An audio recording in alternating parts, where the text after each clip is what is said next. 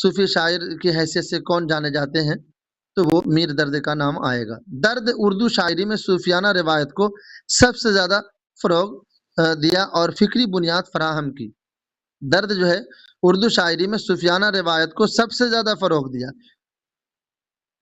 ان سے پہلے بھی صوفیانہ شاعری جیسے ان کے والد اور ان کے جو سلسلہ نسب میں میرے خیال سے یہی رہتا ہوگا صوفیانہ شاعری۔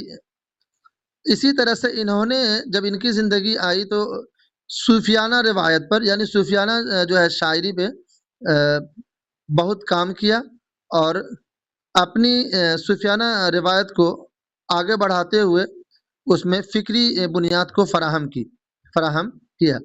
درد کی تصانیف میں فارسی اور اردو دیوان کے علاوہ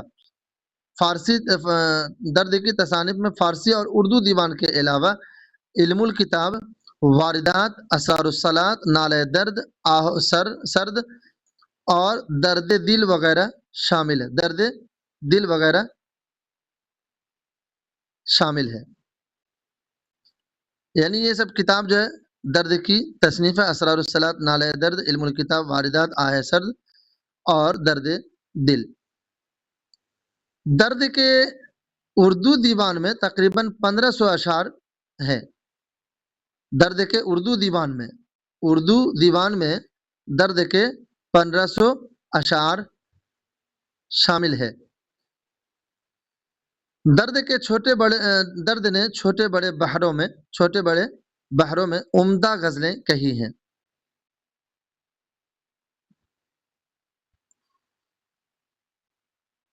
درد کی شاعری کے بارے میں پڑھتے ہیں۔